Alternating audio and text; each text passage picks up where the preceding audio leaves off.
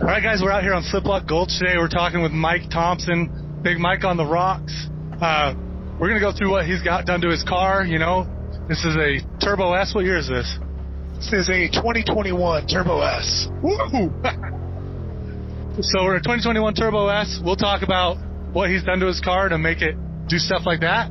And then, as always, later on in the conversation, we're going to talk about, you know, what can we do as side-by-side people to help kind of bridge that gap between the traditional off-road community and what we can all do to better protect access and keep everything open. So, all right, Mike, we started this 21 Turbo S. Last year they made it. Yes. What you snagged one up before they got rid of them. I was lucky. Yeah. I don't know if anyone else knows this, but this is hands down my favorite body style of car. It's not even a question, really. Like, there's nothing else that's as cool. But, yeah, tell me about what you got done to it. It's obviously not stock. We're sitting on some big, beefy tires. Yes. So, this is actually my first and only side-by-side I've ever owned. Just kind of a backstory of how I got into this. Growing up, I was never really into power sports. I did the traditional sports route. I was big into football, basketball, baseball, that stuff. Football being my favorite. But as I got a little older in life, and that kind of took a back seat, health and body wise, I was like, all right, what else can I do? And so my wife and we have 2 kids. We all bought quads, and we kind of got into that for a period of time, and that was fun. I loved it. And at the time, we were living up in the Pacific Northwest in Washington. And so we went on a camping trip down to the Oregon coast to Coos Bay, which is famous for side-by-sides, Boxcar Hill, Winchester Bay, all that stuff. And we went with some family, and they rented, I can't remember what model it was. It was definitely a Polaris. It's probably just an XP1000. But we rented one down there at the beach, and I got in it, and I started ripping around in the dunes. I was like, oh, my gosh, I see what all the hype is about. And or is it straight? I don't remember. Sorry, we're on Sliplock. We're trying to remember where we go. Sliplock is this way. That one is Resurrection. Okay, so that's right. Yeah. Sorry to interrupt. Go ahead. Well, no, you're good. As soon as I got in that thing, I was like, oh my gosh, we have to get one. So I went to the dealership shortly after, put down my down payment. There was kind of a little bit of a back order because everyone was buying them at the time. It was during that part of the pandemic. And ended up getting it about 3 months later, and I rode that thing stock for probably about a year, mostly doing, backwood trails up there in the Northwest, going down to the beach, and just, I had paddles, doing all that. It was awesome. And then we ended up moving to Southern Utah, and I didn't realize how, like a rock crawling mecca, if you will, and started going around and seeing what other people were doing. I was like, oh my gosh, I want to do that. So after about a year, I finally started pulling the string and putting these upgrades on. This is one of my favorite obstacles. This one's so cool. Yeah, dude, I'm good. I'm buckled in. I might catch a monster, but that's fine. Oh, yeah. My daughter always jokes when she comes at me. She's like, Dad, do you just see a wall and go up it? I'm like, yeah, pretty much. Yeah, that's how it goes. There's definitely a few of them I have not been able to get up. My tires don't grab. I'm not feeling as confident that day, but it's a blast. But, the first thing I did was obviously go for the cage, right? I witnessed an incident. Actually, a good friend of mine bought the exact same model around the same time. And the first time he took it out, I was still waiting for mine to come in, so him and my daughter was up in the front seat. She was probably, trying to think how old she was back then, 13 or 14. And then his daughter was in the back seat, and it was at Brown's Camp in Oregon, kind of by the coast. And he was doing cookies, and accidentally rolled it. And luckily she had a helmet on because her head, it rolled onto her side, and her head hit out and hit a rock. Luckily, she had that helmet on, and his cage was it was totaled. It was done, right? And so that lesson right there, thank God she's okay, was like, all right, I'm getting a cage when I get mine. Those things are flimsy when they're stock. Upgrade that. Not even, it doesn't matter what kind of riding you're doing. If it's rock crawling, sand dunes, it does not matter. Just get that cage. So it started with that. Because I mostly rock crawl, obviously I'm very concerned about clearance.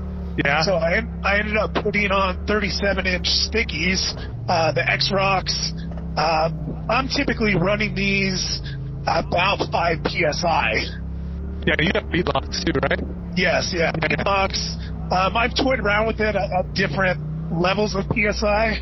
And for me, I don't know if it's just the way this car is set up, because so many factors go into that. Weight, suspension, all that. But for me, I find at 5 PSI it does pretty dang good. For sure. Well, and that brings me, I'll let you get up this waterfall before I ask you, but the other question I was going to ask is, you know, a lot of these cars out here, these real rock-oriented cars, have gone to portals, and you haven't. And to me, is that like some of your dune background coming in? Because your suspension's set up for rocks. Like we were talking earlier, you can't go bomb a dune with this. Like, the suspension is soft. But what's been your deciding factor on, like, no portals, I don't want to deal with that? Is it just a maintenance headache?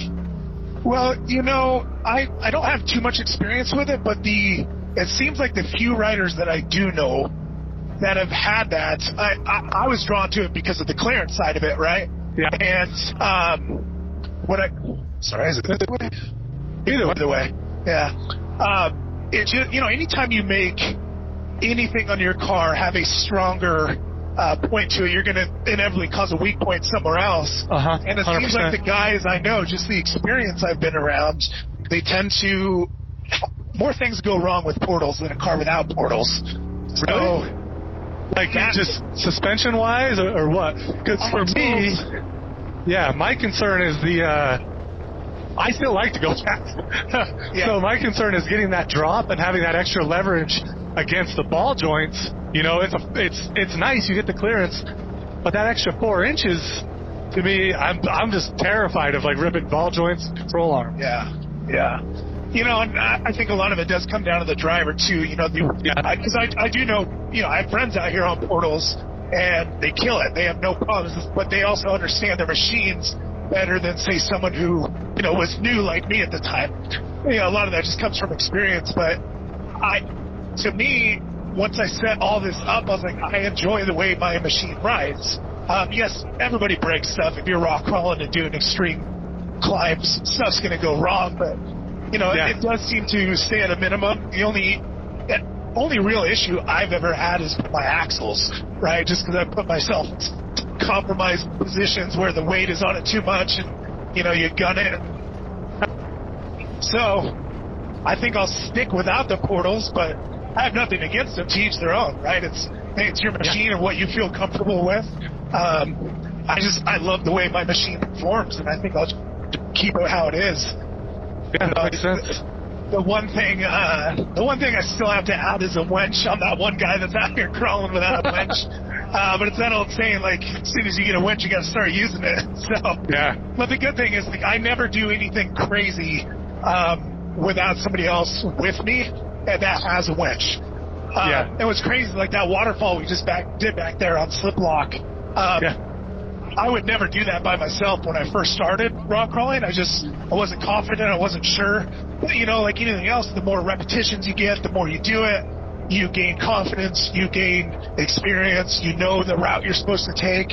So, like that one, I mean, you saw we went right up at no problem. But I've done it so many times, I'm comfortable with it. I know the line. When you first got into this, you came... Well, I'm trying to figure out, because it sounds to me like you came from the dune side of things a little bit. Maybe not. Maybe you more trail riding than anything. You ready to go down this? I think we missed our spot down there. I kind of want to go back there. It's just right backing around, right? Good news is we're Sand Hollow. We can just kind of go. Even if we miss the trail, we'll pick it up later. All open riding. Yeah, I was saying, you know, you come out of the dune side of things.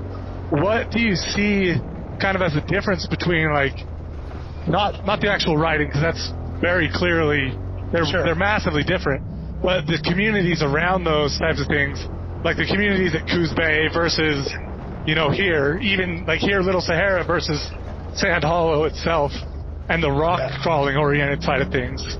Yeah. it's hard because I never want to put anybody under the, throw anybody under the bus or anything like that. But I do witness a difference, even in just like mentality and camaraderie, if you will, of the dune side of it versus the rock crawling. And maybe it's Oregon versus Utah, just, different. We're right here. Because what I noticed down with the dunes, typically it's a lot of brand new people who don't have a lot of experience with this stuff, and they buy these machines that are so extremely capable, so fast, and they just go out there and they go 100 miles an hour nonstop without kind of learning the safety side of it. And so I saw a lot of accidents down there, some pretty bad ones, like people getting injured, deaths, that sort of thing. And so whereas here in Utah, maybe it's because I got hooked up with people that have been crawling for a long time. Yeah. Everyone was about safety, right? Yeah. And so it's a little bit more courteous and aware, if you will. Well, I think there's a big difference. A big difference too. Like when you hit the dunes, there is something like freeing and open. Like in your mind, you're like, oh my gosh, look at this, just wide open. Where we have it's open OHV here. We can ride wherever, but it's a little bit less inviting to just go mob through stuff when there's giant rocks everywhere, Right. Be a little careful. Yeah, whereas with the dunes, it's wide open, so I think that invites a little bit more, I wouldn't say carelessness, but like a little bit more, I guess I don't know the word I'm looking for, but you kind of get what I'm saying. Reckless. Yeah, it invites you to open it up a little more, Yeah. I think we're cutting onto John's right now, which is fine. Yeah. I think I've done this one before. Yeah, so we actually cut over these sets of canyons right here. They're all intertwined, but we've actually cut from Sliplock, which cuts over 3 canyons. Now we're heading up a section of John's, but Slip John's, yeah, John Lock. I think that one thing that I've noticed, even in my conversations with like Julie and people from the Jeep side of things, is that I think Sand Hollow in and of itself is pretty unique. In that I think most people here are, I think there's more camaraderie here than anywhere else. And I also think that there's a little bit more willingness to put everybody together. Like Julie was saying, she's like, here we're kind of forced to deal with each other on the trails. Whereas other places, maybe not so much. Like other places, they might just, you never run into the side-by-side groups and the Jeep groups going together or something like that. Sure. And that kind of forces that camaraderie. But really for me, I'm just trying to figure out, what is it that we can do, both side-by-sides and Jeeps, to kind of better protect access for everybody. Yes. And I do think that, unfortunately, a lot of the stigma around side-by-sides comes from that kind of duner mentality, and I nothing against the people that run the dunes at all. Yeah. But I think that that's like, people in Jeeps and Broncos see side-by-sides as the glamorous crowd, right? Yes.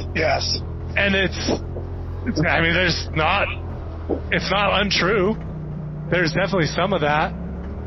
Well, and I think you hit the nail on the head too. It's not a type of rider or a type of machine. There's always going to be a bad component to any like. There's always going to be those that kind of ruin it for the rest of us, 100%. So there's like some of my best friends are duners, and they're great people, and they taught me a lot of what I know, and they're out there helping people, and you're going to get that anywhere. I get a lot of that now on the rock crawling side of it. Yeah. I think, the more we can be the example individually, like, I love that saying, that's like, be the change you want to see in the world. If we want to see the community come together and we want to, stop our lands getting taken away, it all starts with you and me and everyone individually. Like, you got to be the example. You got to do the things that are right. It's being courteous to everyone on the trail. 100%. Doesn't matter if they're side-by-sides, Jeeps, buggies, just be courteous and, take care of the lands. If you see garbage, be the one that stops and picks it up. You know, if you see somebody doing something that, you know, could potentially ruin everything long term, you know, they're abusing public lands, they're, you know, destroying it, whatever, like, be the person that says something. You can do it in a way that's very direct without being, you know, rude and mean. It's just like, hey, we want these things these lands, these machines to be here forever for everyone. We want the industry to grow. When it all comes back to each of us individually, like, be the example you want it to be, right? Yeah. So I think the more of us we get that word out there and share in that perspective and actually do it and execute, that's going to be the difference maker in my mind. I agree 100%. I think that's so important. I didn't really think about this at all until, you know, interacting with people from Trail Hero, things like that, and then actually taking my wife's grandma out here, like, I don't know, probably last year. But the reality is, there is no way she could ever come see any of this without an off-road vehicle. Like, that's just the reality. And that's what I like about Trail Hero and their work with, like, the veterans and disabled people is, like, I say like too much. That's okay. But it's just that, right? In that there are people that cannot hike in here. Like, they just can't. But to me, that's what makes me so much more angry when I see something like, you know, somebody flying down the trail doing 90, weaving in and out of other people. It's just like, man, we can't be this way. And I don't want to, and I hope nobody's thinking that this means I'm saying, you know, all the tuners are bad and that speed is bad, because it's not. You're not saying that. You're right. It's not, but I do think that, like, I don't know, man, especially out here, I think we get a really good insight into what people do wrong as well as what people do right a lot. Because if you remember, like, I mean, we have Cars and Coffee, everybody coming together, talking about stuff. We've had cleanup days. We do a lot of stuff like that, but at the same time, the community also posts stuff every once in a while, like the dude that drove on top of the Flintstone house. And I will say that's a side-by-side one. That one's on us, right? Like, how do we get around that? I don't know. We got to figure it out. I don't know how to get to that person individually. But you don't just see that from the side-by-side thing, too. I brought this up with Julie. The person that was out here pouring concrete, whether his intention was good or not, whether it was, you know, the right thing to do or not, that was a Jeep guy that was out here modifying trails permanently in a way that is not, you know, like we have to go tear it out or whatever. And then I don't know, I can't confirm this, but I've also heard that people were driving over the fence from the road to get into Sand Hollow, and that was a group of Jeep people. And I'm just, I don't know, I get a little worked up when people are like, hey, it's the side-by-sides ruining it for everybody, because I understand there's some blame to be had there. But I don't know. I just can't handle the, like, well, it's all you guys. Like the putting people into boxes things. I just can't handle when someone's like, it's all you guys, you're doing it wrong. You know, you shouldn't have these machines with this much torque. They're way too powerful. Right. I really do get it. But we've got to find a way to get it together as an off-road community rather than a side-by-side community and a Jeep community and a motorcycle community. Yes. So that's just one of the things that bugs me. I'll go on another rant. I've been with people that, like, my brother works with some people, and they're like, yeah, we go off-roading all the time, blah, blah, blah, whatever. And he was like, okay, sweet, dude, let's go hit a trail. And they're like, yeah, all the Jeeps are meeting here. We're going to go, whatever. And he's like, okay, cool. I'll unload my side-by-side at the trailhead. And when he said he had a side-by-side, they're like, dude, we won't do it. And I'm like, wow, what are you talking about, man? Like, I don't know. It's hard. How do you? I'll even hang in the back and go slow, so I stay with you guys, right? Yeah, it's not. And that's one thing that's really good about going with, you know, Bannon from Terraflex, Curtis, that group of Jeep guys, is they know I'm there for the ride. They know I'm respectful. I don't ever go flying past them. It goes both ways. Yep. But it's just getting that, getting that stigma out of people's heads of like, I can't ride with the side-by-side guys, or I can't go with the Jeep guys because they're slow, or we've, in that group that comes down here, they're down here this coming week, but we've literally had everything from almost stock YJs to my side-by-side to dirt bikes to full-blown, you know, JKs on 40-inch stickies. This is just West Rim. We can go wherever the conversation takes us, you know. I was actually going to go over kind of the playground area of West Rim. I think we just dropped down. It is just there. Down. This comes up from toll booths are right below us. Yeah, that's right. So I don't know the exact answer, but I do know that something has to change, and I feel like we are kind of making steps in that direction. Yeah. You know, I think, you know, that is one thing I do appreciate about the Trail Hero event and Rich Klein and Brandy and everyone that's involved in that. Rob, you know, everyone that came out and supported that.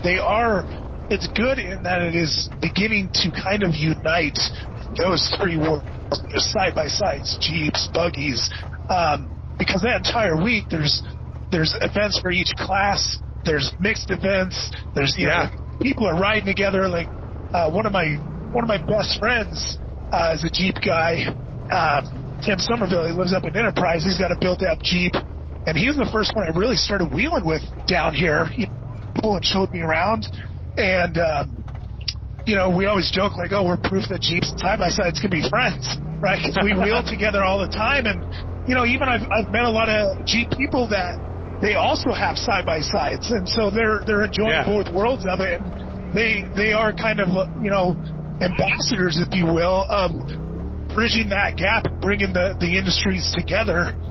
100%. I agree with you. Like, I don't know how to make it work. I don't know what the answer is, but I do agree. I think we're going in the right direction. We're doing these groups where, like, you know, Rob's group, the off-road cars and coffee, bringing everyone together and networking and, you know, learning about them. And, you know, I love picking the Jeeps guys' brains and the trophy trucks guy, you know, the buggies, like, just learning that world. I sit there and I ask more questions to those dude than anybody with a side-by-side. And that's just my own personal, like, dude, how did you set this up? Like, what? This is Rick Wicked, Matt Heyer, that Gladiator, the silver or the gray Gladiator. Yep. That thing is freaking cool. I don't care who you are. I don't care what world you come from. A Gladiator on 42-inch tires is cool. I don't care who you are. Like, that's the reality. Yeah. So, and like you say, the stuff with Rich, with like having UTV Town, bringing that stuff together, I think is all a really good step in the right direction.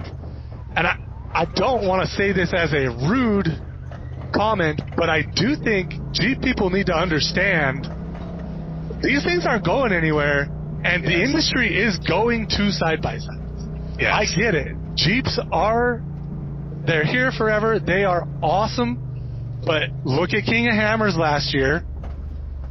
What was the fastest unofficial time that happened? It was in a Maverick R.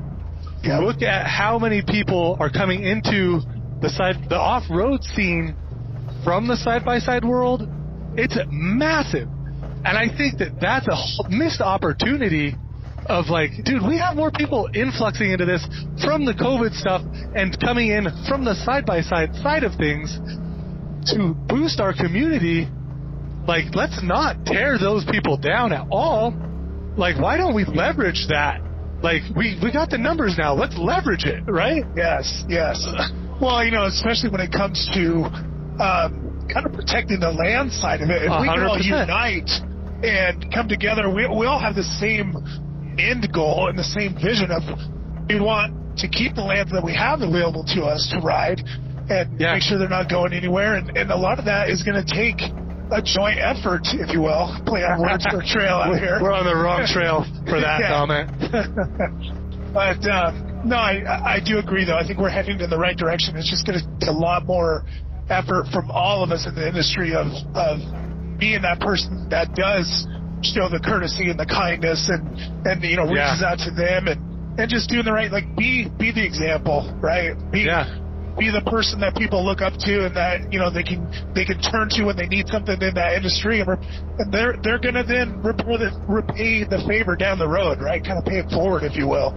Yeah. But to me, it all just starts with the people and being the example we want to see. Seriously. So speaking of the people, how you interact with a lot of people I mean, we all interact with a lot of people down there. That's totally realistic. But like some of those people that cross that gap or bridge that gap, I don't know anybody from MST Motorsports, but obviously they do a lot of work on side-by-sides. They do a lot of work on trucks. I mean, do they have any of these kind of conversations? Is this on everybody's mind? Is this just me thinking I'm going to change the world with one video, one show? Well, you know, or is everybody else thinking about this as well from your experience? I would say everyone that I have met is really in this industry, the MST, the UTV pros, you know, Viper, STR, like you name it. Anybody down here, yes, we're all on the same page if we want to do that. And, you know, like with Brian, obviously he does all my service work for the side-by-side thing, and he's big in that world, but he also is working on Jeeps, working on trucks, and so he's able to talk to, you know, both worlds, if you will. And I mean, I've never heard a conversation per se, but I just know how the type of person he is.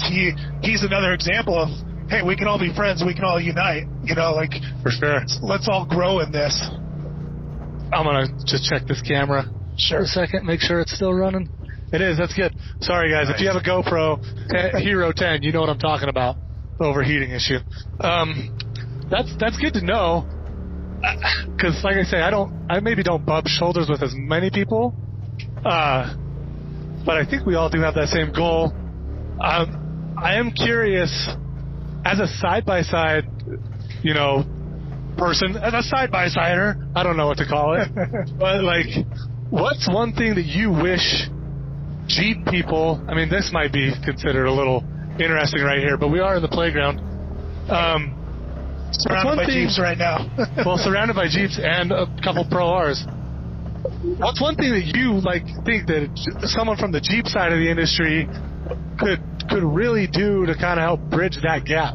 Because I think for the side-by-side stuff, obviously, we've talked about, like, you know, be the example, and I think we really need to, like, I think we do need to, like you say, if you see somebody messing around, you just got to stand up and just say, like, look, dude, like, we're going to lose all of this if you act this way or whatever. But I'm curious, what do you think could happen from the other side of this gap that would be beneficial? You know, I would say it all first starts going back to my comment on saving the public lands. Yeah. You know, I know a lot of those Jeepers are actively out there, being a part of that, spreading the awareness. You know, and inevitably by them doing that, they're going to run into a lot of the of us, the side-by-siders. Yeah. And, you know, it's just like, be open-minded. Like, there's a lot of good people in this industry, just like there are a lot of good people in that industry, or that, you know, type of vehicle, if you will. And it's just being a little more open-minded, right? It's we see that with with other facets of life, you know, social, political. It's the same thing here. Just don't have a preconceived notion that we're all bad. Like, you were talking about earlier. There's a bad few in every industry. The side-by-sides, Jeeps, like, you name it. But it's not everyone, right? So just be a little more open-minded and give us a chance, right? Like, we're human just like you. We put our pants on the same way. We got families. Like, it's. Yeah. We're all just trying to just enjoy the outdoors. And I think, I don't know if this is a really a good idea or a bad idea, but if you have a Jeep and you know someone with a side-by-side, or like, even if you don't know them, but like, just don't pass on the opportunity to say, hey, do you want to come with us? It's going to be a little slower. And I think that it's okay. I think a lot of side-by-side guys are okay with like doing this slow crawling trail. But just say, like, hey man, come with us. Like, we'll show you like how we approach things from our side of things, and then you can show us like, hey, it's a little bit different doing it in a side by side. This is how I would tackle it. But like, just I don't think you're going to get your head bitten off by anybody in a side by side for saying, hey, do you want to come ride with me? No, absolutely not. You know, we've seen examples of that. I mean, all of us here locally, it's obviously most of the riding we do is with other side-by-side guys, but I can't tell you how many times I've jumped in on trails with Jeeps, or Jeeps have jumped in on trails with us, and man, we're all out here having fun doing stuff that we're passionate about. We love this. We're doing it all the time, and it's like, why not kind of spread the love, if you will, and just do it all together. We got to think skinny thoughts through here, man. Coming through the squeeze, it's a little narrow. Just barely. I'm 82 inches wide, and I touched the whole way. Dang, son, you got 10 inches on my rig. She's girthy. I'm on factory tires, so I'm 74. But yeah, she wide. Yeah, it was. It's the 72-inch model, right? But after the long travel kit, the sticky tires, oversized, they're 82 now. So it's good and bad. I get a little bit more. It helps on like the cracks. I can straddle them a little bit better. V-notch, like we just did. There's cons to it too. Like some places I get pinched and I can't do it. So these folks look like out-of-towners. Maybe we lead them.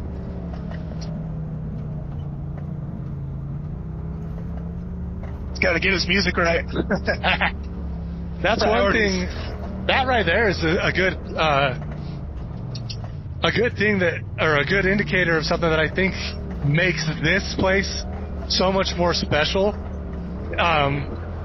Is I haven't really wheeled a whole lot outside of like dirt roads and stuff. Outside of Sand Hollow, I just love it here. But to me, I don't know. Like, I guess I did some up in Utah County. I did a lot of wheeling on like Constrictor, Little Moab, stuff like that.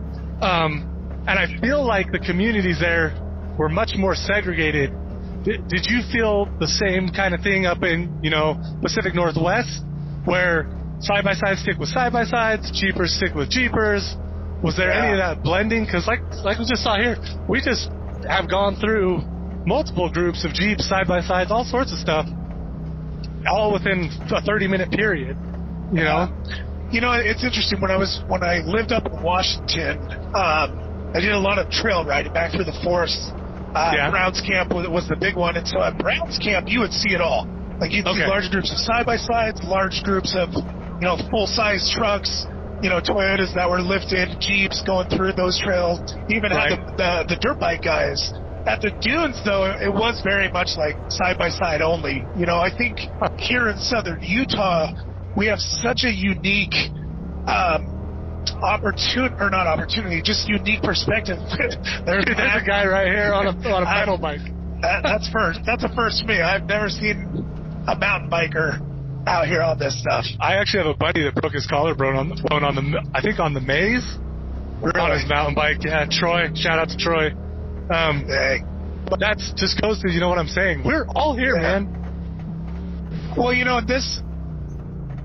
the whole area of St. George, southern Utah, obviously the weather side of it permits it, but everyone is driving their rigs around. I mean, you see side-by-sides going to the grocery store. Kids are riding their dirt bikes down the roads. I love it. I think it's awesome. It's like 100%. This is the type of environment you want to raise a family in, where people can, be safe and have fun at the same time. Yeah. And so I think this area just naturally brings people together because you see so much of it commonly. Right. And I think the side-by-sides miss a little bit of that because they're so much more capable off the bat. You don't end up talking to somebody going like, yo, man, like, do I go to 33s? Should I wait? Should I swap to tons? Should I get chromoly axles? Will that be enough for 35s? You're not forced into that conversation with the people already into it. You can just pick up a side-by-side and you can run stuff that no Jeep would ever touch. Right. So I think that, getting that, like, how do we get out to the beginners? How do we get to someone who's just barely bought a side-by-side and say, dude, come with me, let's do this. Yeah. I think we need more guided tours, or not guided tours, but people that are we need a business that takes those people out. Like, hey, if you're a first-time owner, new owner, I don't know, less than 90 days, 6 months, year, whatever. Like, even if you're not comfortable, if you've had it longer, like, hey, come out, let us put you through a course. It's kind of like how they did in Moab with the Broncos, right? You could go they have a Bronco driving course. Yeah. Learn your machine. It's like the Ford factory store up in Salt Lake for the Raptors. They'll take them out on a course and show them actually how to use their machines. You know, I think that could be one easy benefit we could do right away is we'll do more of that. But anyways, to expand on that, I wonder if we do that. I wonder if we can get Rob, get some other people in on, like I was saying before we started this, let's put together a ride where you have to bring someone new. Yeah. Someone who's not done it or someone who's really, you know, kind of beginner in it. But I think that would help a lot. Yeah. It's really everything. I think every problem really is an education problem. Right. No matter what it is. Even shout out to Dirt Warrior Accessories, Alex. You know, they do those classes. 2 days. It's like, where it's like, come learn how to do shit night. You know, there's my first and only swear word on this podcast today. But you know, a lot of people that are going out to, I mean, I went to that, and I'm happy to support them, and I like learning new stuff. But you know, there's a lot of new people there, and 100%. Maybe we can expand upon that. You know, come learn how to not only work on your machine, but hey, come learn how to actually use it, right? Yeah. And safely and courteously. 100%. I think that's a really good idea. I think we should really expand on that. But it's just one of those things that, like I say, everything's an education problem. I don't think anybody in the world is really out there to just be an ass. Yeah. I think that mostly it's just, you know, oh, I didn't know that was kind of frowned upon. I didn't know that was, you know, something we shouldn't do. So think about even probably when you were new, or maybe it was just me, but you know, we all know this now just because we do it all the time. But when you're out on trails and you're passing by someone, you know, it's not just waving to the other person. Yeah. If I'm giving you 5 fingers, that means I got 5 people behind me still in my group. You know, if I got 3 fingers up, there's 3 people up. It's doing that little courtesy stuff. But I didn't know that. I didn't learn that from a dealership or a course. I learned that coming out and riding with people who knew what they were doing and educating me. Yeah. Right now we take it for granted. We know it's something as simple as that, but like new riders aren't going to know that, right? No. And so that could be an issue. Like say you got 4 or 5 newbies together out just ripping around out here coming across a Jeep. The Jeep's likely been wheeling for a while and is going to expect that. When you don't do it, it can be frustrating. I see their side of it, especially if it's a corner where you can't see what's on the other side. It can be dangerous. What do you mean their side of it? I'm frustrated by that. That's me, guys.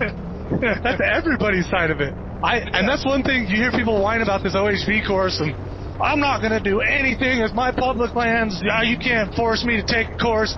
Dude, if everybody just took a course just for that aspect, I might end up saying this on every one of these episodes I record. But just even that aspect of, like, let people know who's behind you, which I knew coming into it from the snowmobile side of things, that would save so much, I think, I don't know how many head-on collisions happened, but the frustration of coming up on someone doing 60 miles an hour, that would save so much heartache. Yeah. You know? And injury and wreckage and all that. Yeah. So it's one of those things you just got to do, you know. I'm curious, how do you think that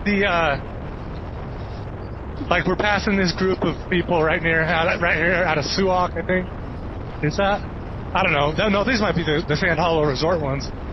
But I wonder, like, you know, how many. That's such a funny example, though. I'm going by those 3 right there. Yeah. I put my fist out to let them know I'm the only one. There's nobody behind me. Not a single one of them let me know. I can tell, there's 3 of them. There's probably nobody else. But, like, that's the simple, like, they don't know that. There could be someone over this ridge we don't know about. Yes. And that's one thing I'm curious about. We have a lot of those off-road rental companies. And I don't think it happens as much with the tours, obviously, because they're with someone. But as far as I can tell, and this isn't a knock on the rental companies by any means, all of the people out here on rental equipment that I've talked to have been like, either, they turn on Ride Command, say these are the cool spots and go, or they give me a map and say go. And I get it, it's hard to educate people on everything, but I wonder if there's something there of, like, I wonder how many times somebody in a Jeep runs into someone in a side-by-side, doesn't even realize it's a rental side-by-side. Because, I mean, to be fair, This one, pretty obviously, not a rental side-by-side. Rob's car, not a rental side-by-side. My car, not a rental side-by-side. But there's a lot of people out here that do just have stock vehicles.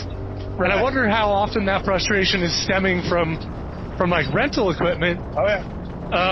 Of just people that weren't given a proper rundown of, or didn't pay attention.